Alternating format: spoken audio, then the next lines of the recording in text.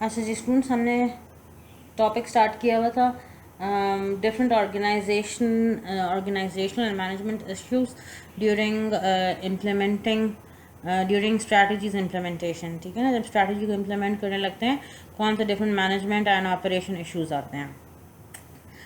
उसी टॉपिक को कंटिन्यू कर रहे हैं। हम डिफरेंट ऐसे मैनेजमेंट इश्यूज को देख रहे हैं जो कि देखने पड़ते हैं जब बिजनेस डिसाइड करता है अपनी स्ट्रैटेजीज की इम्प्लीमेंटेशन प्रोसेस को।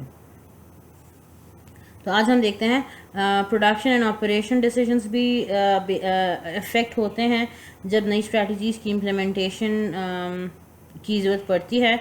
बाद में ऐसा होता है जब नई स्ट्रैटेजी इम्प्लीमेंट करनी पड़ती है तो आपको अपने प्रोडक्शन सिस्टम ऑपरेशंस को थोड़ा सा एडजस्ट करना पड़ता है to make them in line with new strategy. ठीक है, तो इसमें जो डिफरेंट फैक्टर्स जो हैं जो कि देखे जाते हैं या डिफरेंट एरियाज जिनको देखना पड़ता है वो हैं जी प्लांट साइज़। बात में होता है आपने नई स्ट्रैटेजी इंप्लीमेंट की है, it is going to effect your plant size, production size ज़्यादा हो जाएगा तो हो सकता है कि जो आपकी करंट प्रोडक्शन फैसिलिटी है वो सपोर्ट ना करती हो आपके नई स्ट्रैटेजी को। ठीक है, आपने स्ट्रैटेजी बनाई है कि हमने नया आउटलेट कहीं खोलना है, नया आउटलेट खोलना है, प्रोडक्शन ज़्यादा हो जाएगी। प्रोडक्शन ज़्यादा होगी तो क्या आपका करंट फैक्ट्री, करंट प्लांट इस प्रोडक्शन, एक्स्ट्रा प्रोडक्शन को फैसिलिटेट करता है कि नहीं करता है। अगर नहीं करता तो फिर मैनेजमेंट को सोचना पहले पड़ता है इम्प्लीमेंटेशन से पहले कि हमने नई फैक्ट्री लगानी है, एग्जिस्टिंग फैक्ट्री को अपडेट करना है, अपग्रेड करना है, ये तमाम डिसीजंस लिए जाते हैं। अच्छा, इसके अलावा inventory and inventory control, another important area which has to be managed before implementing your strategy is how the business is going to manage its inventory. हमने प्रोडक्शन ज़्यादा करनी है, प्रोडक्शन ज़्यादा होगी तो इन्वेंट्री ज़्यादा हो जाएगी। तो ये जो इन्वेंट्री ज़्यादा होगी तो क्या हमारी इन्वेंट्री की नेचर ऐसी है कि इतना बल्क में बना के हम उसको प्रोडक्शन से पहले रख सकते हैं या नहीं। अगर हम इस प्रोडक्शन को बना के रखते हैं तो क्या हमारे पास इतना वेयर हाउस फैसिलिटी मौजूद है जहाँ पे इस इन्वेंट्री को हमने रखना है, इसकी मेंटेनेंस कैसे करनी है, इसको ख़राब होने से कैसे बचाना है। फिर डिफरेंट इन्वेंट्री रिलेटेड कॉन्सेप्ट होते हैं, जिस तरह से जस्ट इन टाइम इन्वेंट्री का एक कॉन्सेप्ट है, क्या वो अप्लाई हो सकता है। जस्ट इन टाइम इन्वेंट्री होती है कि जब आप पहले से बना के इन्वेंट्री नहीं रखते हो, जब आपको कोई ऑर्डर रिसीव होता है तो उसी टाइम पे आप प्रोडक्शन करते हो। क्या ऐसा होना चाहिए कि नहीं, आपकी बैच में प्रोडक्शन होनी चाहिए। प्रोडक्शन बैचेस में होगी तो आपके पास number of items, number of inventory बन के रखी गई होगी जिसको आपने आगे डिस्पैच ऑफ करना होगा। इन्वेंट्री को कंट्रोल किस तरह से करना है ये भी देखा जाता है during production and operation decisions. Inventory control का मतलब है कि मार्केट में हमारा स्टॉक किस तरह से, उस पर स्टॉक पे किस तरह से चेक एंड बैलेंस रखेंगे। अगर हमारा स्टॉक जो है वो कम हो रहा होगा तो हमें किस तरह से इंफॉर्मेशन मिलेगी। अगर हमारा आउटलेट है वहाँ पे हमारी इन्वेंट्री कम हो गई है तो प्रोडक्शन वालों को किस तरह पता चलेगा कि जी प्रोडक्शन ज़्यादा कर दें, कम कर दें। ये इस तरह के तमाम कंट्रोलिंग डिसीजंस लेना, स्टेप्स लेना काम होता है, बिफोर देखना ज़रूरी होता है बिफोर इम्प्लीमेंटिंग द स्ट्रैटेजी। किस तरह से क्वालिटी मेंटेन की जाएगी आपके प्रोडक्शन की, सर्विसेज की, प्रोसेसेस में क्वालिटी की मेंटेनेंस कैसे होगी।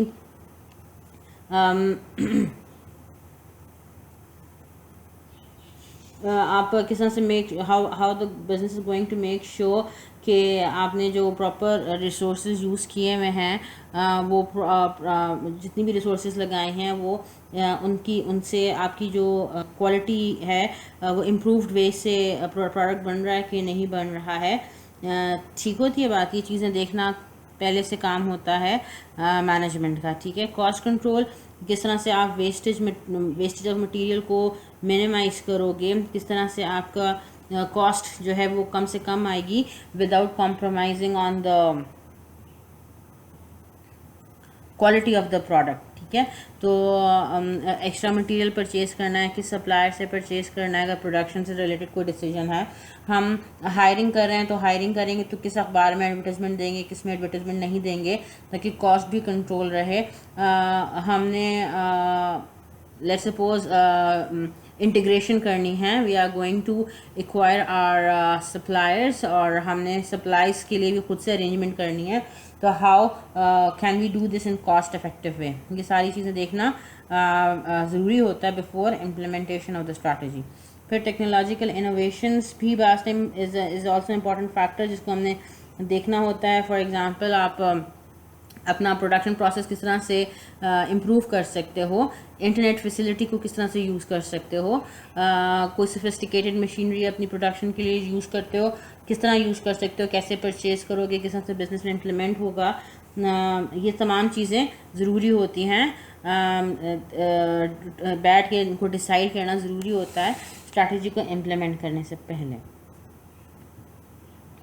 फिर डिफरेंट ह्यूमन रिसोर्स कंसर्न्स आ जाते हैं जब हम स्ट्रैटेजी इम्प्लीमेंट करने लगते हैं, क्योंकि बात वही आती है, इम्प्लीमेंटेशन होती है through employees. Management, top management बैठ कर तो स्ट्रैटेजी बना लेती है, लेकिन इम्प्लीमेंट उसको करते हैं जो लोअर लेवल एम्प्लॉयज़ होते हैं, मतलब जो रूट लेवल के एम्प्लॉयज़ होते हैं, वो इम्प्लीमेंट करते हैं।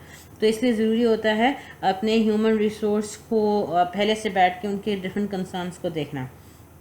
First of all, the management has to assess the staffing needs and cost. Management जब नई स्ट्रैटेजी बनाने लगेगी, इम्प्लीमेंट करने लगेगी, तो उससे पहले बैठ के देखेगी कि क्या हमें और स्टाफ की ज़रूरत तो नहीं है और एम्प्लॉयज़ की ज़रूरत तो नहीं है, हमारे एग्जिस्टिंग एम्प्लॉयज़ ही क्या इस काम को फॉरवर्ड कर सकते हैं कि नहीं कर सकते, इस नए प्रोजेक्ट पे इस नई स्ट्रैटेजी को इम्प्लीमेंट कर सकते हैं कि नहीं कर सकते। फॉर एग्ज़ाम्पल हमारा डिपार्टमेंट स्ट्रैटेजी बनाता है कि जी हम BBA के साथ कोई डिप्लोमा कोर्स भी ऑफ़र करते हैं, तो मैनेजमेंट को सिर्फ ये नहीं करना कि बस बैठ के नया एडवर्टीज़मेंट दे देना है कोई डिप्लोमा कोर्सेज़ के लिए। दे हैव टू सी कि जो हमारे एग्जिस्टिंग टीचर्स हैं, क्या उनके ऊपर वर्कलोड अभी करंटली कितना है, क्या वो और एक्स्ट्रा वर्कलोड ले सकते हैं कि नहीं ले सकते हैं। अगर लेते हैं तो फिर बिजनेस, सही बात है, अगर हम कोई एक्स्ट्रा सब्जेक्ट पढ़ाएंगे तो हमें उसके लिए एक्स्ट्रा पेमेंट मिलेगी।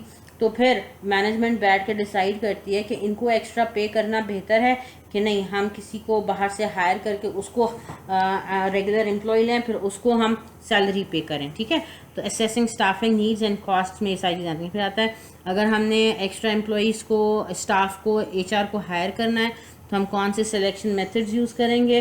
आप ये HRM में पढ़ चुके होंगे, ठीक है, इसलिए मैं इनकी डिटेल्स में नहीं जा रही हूँ।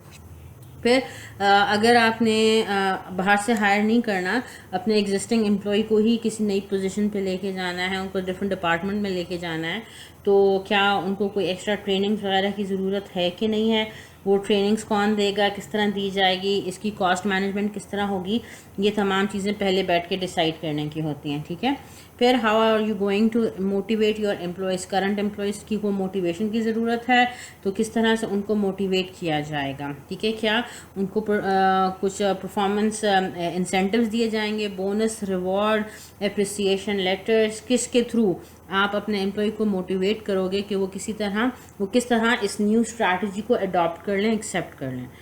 फिर ज़रूरी होता है HR को मैनेज करने के लिए the management has to keep in check कि how are they going to maintain the work life balance issues. ठीक है, ऐसा नहीं होना चाहिए कि आप अगर लेट सपोज आपने, पाकिस्तान में तो खैर इतना नहीं होता, लेकिन बाहर के मुल्कों में वर्क लाइफ बैलेंस को बड़ा ज़्यादा इंपॉर्टेंस दी जाती है। ठीक है, तो वहाँ पे ये ज़्यादा होता है कि जी अगर आपका एम्प्लॉई है, आप उसको फैक्ट्री में काम करता है और आपने प्रोडक्शन ज़्यादा करनी है और आप कहते हो एम्प्लॉई आप एक्स्ट्रा टाइम लगाएगा, तो जब वो एक्स्ट्रा टाइम यहाँ पे लगाएगा तो क्या हो रहा है, वो अपनी पर्सनल लाइफ को छोड़ के आपके पास ज़्यादा टाइम यहाँ बैठ रहा है, तो वो इतना एक्स्ट्रा टाइम यहाँ पे दे सकता है कि उसकी पर्सनल लाइफ इससे इफ़ेक्ट ना करती हो।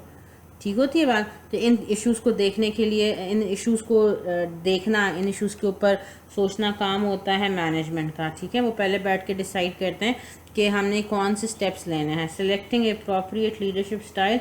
अब इस HR को मैनेज करने के लिए the management has to lead them, तो उनके लिए कौन सा लीडरशिप स्टाइल इम्पॉर्टेंट है, वो कौन सा लीडरशिप स्टाइल्स यूज़ कर सकती हैं। अच्छा, फिर आपने इसके अलावा HR कंसर्न्स ये भी होते हैं कि आपने नए एम्प्लॉयज़ को हायर करना है, तो it is going to diversify your work force. ठीक है, तो आपने ये डाइवर्स वर्क फोर्स को किस तरह से मैनेज करना है, इसका बिज़नेस को बेनिफिट कितना होगा, इसको बिज़नेस का नुकसान कितना होगा। और मैनेजमेंट डिसाइड करती है we are hiring new employees, हम उनको अपने एग्जिस्टिंग एम्प्लॉयज़ में किस तरह मर्ज करेंगे। ठीक है, हम किस तरह से बेनिफिट ले सकते हैं of this diverse work force. ये तमाम इश्यूज़ देखना काम होता है मैनेजमेंट का बिफोर इम्प्लीमेंटिंग द स्ट्रैटेजीज़। फिर आता है कि the management has to plan out before implementing the new strategies that how they are going to manage resistance to change. देखो, जब भी एक नई स्ट्रैटेजी इम्प्लीमेंट की जाएगी ना, तो एग्जिस्टिंग ऑर्गेनाइजेशन के एम्प्लॉयज़ के लिए कुछ ना कुछ चेंज आएगा। और ये जो चेंज होता है, ये हर एम्प्लॉई, हर वर्कर बहुत ओपन माइंडेडली एक्सेप्ट नहीं करता। मोस्टली जब भी चेंज आता है ऑर्गेनाइजेशन में, उसको रेजिस्टेंस फेस करना पड़ता है। और ये resistance is one of the greatest threat जो कि किसी भी स्ट्रैटेजी के सक्सेसफुल होने में हिंड्रेंस पैदा करता है। रेजिस्टेंस किस फॉर्म में आ सकती है? रेजिस्टेंस सिर्फ ये नहीं है कि कोई बंदा कहे कि मैं काम नहीं करता, नहीं। Resistance can result in number of ways. For example, इसमें रेजिस्टेंस का ये भी एक फॉर्म है कि सबोटाजिंग प्रोडक्शन मशीन्स। मतलब कोई एम्प्लॉयज़ हैं जो कि आपने नई स्ट्रैटेजी इंप्लीमेंट की, उसको एक्सेप्ट नहीं करते, तो वो शायद ये नहीं कि काम छोड़ के चले जाएंगे, वो आपके पास काम करते रहेंगे, लेकिन वो क्या करेंगे कि वो डिफरेंट टाइप्स के डिफरेंट तरीके से आपको, मैनेजमेंट को मतलब ये बताने की कोशिश करेंगे कि we are not accepting this change, we are not with you. तो वो ये कर सकते हैं कि मशीन्स को ख़राब कर सकते हैं, ज़्यादा एब्सेंटीज़ होने लग जाएं, वो लोग जॉब पे ना आएँ, ज़्यादा टाइम के लिए गायब रहें। इसके अलावा बास टाइम होता है कि एम्प्लॉयज़ इस तरह की झूठ के मसले क्रिएट करते हैं, डिफरेंट कंप्लेंट्स करते हैं एक दूसरे के बारे में या मैनेजर्स के बारे में, जिनकी कोई एग्जिस्टेंस नहीं होती, लेकिन just to give this message to the top management के we are not supporting your new decision, वो डिफरेंट तरह से रेजिस्टेंस शो करते हैं। तो मैनेजमेंट को पहले डिसाइड करना पड़ता है कि हमने किस तरह से इस रेजिस्टेंस को कंट्रोल करना है। तो चेंज मैनेजमेंट स्ट्रैटेजीज़ हैं डिफरेंट, जिनकी वजह से रेजिस्टेंस को मैनेजमेंट कोशिश करती है कि उनका नेगेटिव इफेक्ट मिनिमाइज हो जाए। First strategy is the force change strategy. इसमें होता यह है कि फोर्स चेंज स्ट्रैटेजी नाम से ही आपको पता चल रहा होगा कि ऑर्गेनाइजेशन की जो मैनेजमेंट है वो ऑर्डर्स और इंस्ट्रक्शंस के थ्रू इन्फोर्स करती है कि नई स्ट्रैटेजी को हमने अडॉप्ट करना है। ठीक है, बास टाइम ऐसा होता है कि अब ये चीज़ मैनेजमेंट की एक्सपीरियंस, मैनेजमेंट की स्किल्स पे डिपेंड करती है कि मैनेजमेंट किस तरह सोचती है इनमें से कौन सी स्ट्रैटेजी यूज़ करनी चाहिए। फोर्स चेंज स्ट्रैटेजी मैंने आपको बताया कि बाय फोर्स मैनेजमेंट ऑर्गेनाइजेशन में चेंजेस लेके आते हैं, बाय फोर्स अपने एम्प्लॉयज़ को कहते हैं कि हमने ये काम अब इस तरह से करना है। ठीक है ना। तो अगर आप मैनेजर को लगता है कि वो इस स्ट्रैटेजी के थ्रू अपने एम्प्लॉयज़ को कह सकता है कि वो न्यू स्ट्रैटेजीज़ को अडॉप्ट करें, फिर वो थ्रू फोर्स करता है। दूसरी टाइप की strategy educative change strategy. In this type of strategy जो मैनेजर है he tries to convince people कि why it is important to go for this change, इस चेंज की ज़रूरत क्यों है हमें, हमारी ऑर्गेनाइजेशन को। ठीक है, तो इसके लिए ज़रूरी होता है कि मैनेजमेंट जो है वो पहले, जब चेंज लाने से पहले, नई स्ट्रैटेजी को इम्प्लीमेंट करने से पहले अपने एम्प्लॉयज़ के साथ शेयर करता है कि हम ये काम करने जा रहे हैं और इसकी वजह ये है, इससे ऑर्गेनाइजेशन को ये बेनिफिट मिलेगा, इससे ऑर्गेनाइजेशन को ये फ़ायदा मिलेगा।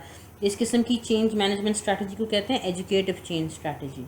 ये थोड़ी सी बेहतर है as compare to force change strategy, क्योंकि इसमें थोड़ा सा जो एम्प्लॉय है वो अपनी इन्वॉल्वमेंट पे शो करता है, वो अपना इंटरेस्ट शो करता है, वो थोड़ा सा उसको ये रियलाइज़ होता है कि जो हम पे लाइक हमारे ये मैनेजमेंट जो है हम एम्प्लॉयज़ को पार्ट ऑफ दिस ऑर्गेनाइजेशन समझ रहे हैं, तो इसने हमारे साथ ये बात शेयर की है, तो फिर वो थोड़ा सा ज़रा क्या कहना चाहिए कि थोड़ा सा अग्री करते हैं इस चेंज को एक्सेप्ट करने के लिए, फ्लेक्सिबल थोड़ा सा उनका बिहेवियर हो जाता है towards change. Third type of change management strategy is known as rational और सेल्फ इंटरेस्ट स्ट्रैटेजी। रैशनल और सेल्फ इंटरेस्ट स्ट्रैटेजी में होता यह है कि जहाँ पे जो मैनेजमेंट है वो एम्प्लॉयज़ को मोटिवेट करती है to accept this change by showing them the personal benefits which they can get through this change. ठीक है, जो मैनेजमेंट का फोकस होता है वो होता है एम्प्लॉय के बेनिफिट पे। फिर इस किस्म की चेंज, लेट्स सपोज हमारी एक ऑर्गेनाइजेशन है और उसने कोई नई स्ट्रैटेजी इंप्लीमेंट करनी है जिसके लिए इंटरनल वर्किंग्स को कुछ चेंज करना है, तो बिजनेस अगर रैशनल और self interest change strategy use कर रहा है तो वो एम्प्लॉयज़ को इस तरह की इन्फॉर्मेशन शेयर करेगा जिसमें हाईलाइट किए जाएँ एम्प्लॉय के पर्सनल बेनिफिट्स। आपको ये इंसेंटिव दिया जाएगा, आपको ये रिवॉर्ड दिया जाएगा, हम रीस्ट्रक्चरिंग कर रहे हैं, आपको दूसरे डिपार्टमेंट में भेज रहे हैं, तो वहाँ पे आपकी सैलरी ज़्यादा हो जाएगी, आपके पास एक एक्स्ट्रा स्किल आ जाएगी, आप करंट पोजीशन के लिए फ़िट नहीं हो, आपका ये एप्टीट्यूड नहीं है, आप फला जगह पे जाके काम करो, वो आपके इंटरेस्ट का एरिया है, ये वो इस तरह की बातें करके अगर आप अपने एम्प्लॉयज़ के साथ नई स्ट्रैटेजी की इम्प्लीमेंटेशन शेयर कर रहे हो, तो दिस इज़ बेसिकली रैशनल और सेल्फ इंटरेस्ट चेंज स्ट्रैटेजी। यहाँ तक बात समझ में आती है? And lastly, the last factor which the business management has to see is the natural environment. जब भी आप कोई नई स्ट्रैटेजी इम्प्लीमेंट करोगे तो आपने नेचुरल इन्वायरमेंट को भी कंसिडर करना है, उसको भी सामने रखना है। क्यों? क्योंकि जो कंज्यूमर्स होते हैं उनका जो बेसिक इंटरेस्ट इन बिजनेस होता है वो बास टाइम होता है, other than fulfilling their needs, जो एक एक्स्ट्रा चीज़ हर कंज्यूमर किसी बिजनेस के प्रोडक्ट या सर्विस में देखते हैं, that is preserving nature's ecological balance and fostering a clean healthy environment. ये कंज्यूमर्स का इंटरेस्ट होता है ओवरऑल, ठीक है ना, क्योंकि हर कंज्यूमर ने इसी इन्वायरमेंट में इन्हीं सर्कमस्टांसेस में रहना है, उन्होंने भी रहना है, उनके आगे आने वाली जनरेशन्स ने भी रहना है। तो ये जो इन्वायरमेंटल कंसर्न होता है ये तकरीबन हर कंज्यूमर का कंसर्न होता है। तो जो फर्म है उसने ये सिर्फ जो ऑर्गेनाइजेशंस होती हैं जब भी अपनी फ्यूचर स्ट्रैटेजी करती हैं, देखती हैं, तो they have to keep check on how their new strategies जो हैं वो नेचुरल एनवायरनमेंट को किसी नेगेटिव तरीके से अफेक्ट नहीं करेंगी, क्योंकि सिर्फ कंज्यूमर्स के लिए नहीं बल्कि जितने भी रेगुलेटर्स होते हैं, रेगुलेटर्स मतलब जो गवर्नमेंट बॉडीज़ वगैरह होती हैं, वेंडर्स होते हैं या कंपटीटर्स होते हैं, उनका फोकस जो होता है वो एनवायरनमेंट पे होता है।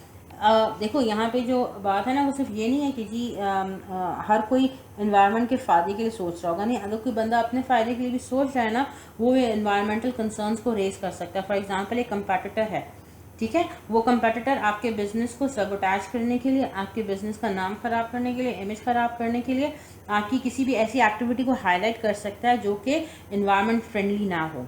तो इस किस्म की सिचुएशन से बचने के लिए मैनेजमेंट को देखना पड़ता है कि जो नई स्ट्रैटेजीज़ वो इम्प्लीमेंट करने जा रहे हैं, how are they going to effect your natural environment. अब इसमें बिजनेस क्या स्ट्रैटेजीज़ यूज़ कर सकता है?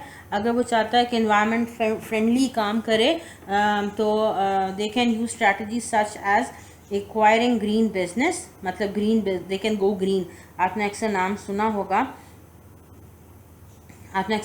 होगा जिस तरह से होता है वो नेस्ले जो कंपनी है उनकी जो मिनरल वाटर की बॉटल्स आई थी उस पर कुछ अर्से पहले आपने देखा होगा कि ग्रीन लीफ बनाता था और उसमें एक ग्रीन टर्म भी यूज़ हो रहा था। इसका मतलब था कि इस बॉटल को बनाने में जो भी मटेरियल यूज़ किया गया है वो एनवायरनमेंट फ्रेंडली है, ऐसी कोई चीज़ नहीं है जो एनवायरनमेंट को ख़राब करेगी, ठीक है ना। तो बिज़नेस ऑर्गेनाइजेशन अपने प्रोडक्ट्स में, अपने सर्विसेज में जो भी चीज़ें यूज़ करते हैं वो एनवायरनमेंट फ्रेंडली चीज़ें यूज़ करने लग जाएं तो they are basically portraying that they are working in environment's favour. अच्छा, इसके अलावा वेस्ट मिनिमाइजेशन हो सकती है, जो आपका वेस्ट यूज़ हो रहा है वो कम से कम हो, जो वेस्ट निकलता है प्रोडक्शन प्रोसेस से वो कम से कम हो, उसको रिसाइकिल किया जाए, उसको रीयूज़ किस तरह से किया जा सकता है, ये स्ट्रैटेजीज़ भी बिज़नेस यूज़ कर सकता है। इसके अलावा एनर्जी कंजर्वेशन, बिज़नेस ये कर सकता है कि किस तरह ऐसा प्रोडक्शन प्रोसेस इस्तेमाल करें, ऐसा वे ऑफ डूइंग वर्क इस्तेमाल करें जिससे एनर्जी कंजर्व होती हो। जितनी ज़्यादा एनर्जी कंजर्व होगी उतना ज़्यादा उनका एक पॉजिटिव इमेज क्रिएट होगा in terms of being environment friendly. यहाँ तक बात समझ में आती है? तो ये तमाम डिफरेंट कंसर्न्स हैं जिनको देखा जाता है when the management is deciding how they are going to implement their strategies. I hope यहाँ तक बात क्लियर होगी। आगे लेक्चर में नेक्स्ट चैप्टर देखेंगे। Okay, till then thank you so much. अल्लाह हाफिज़।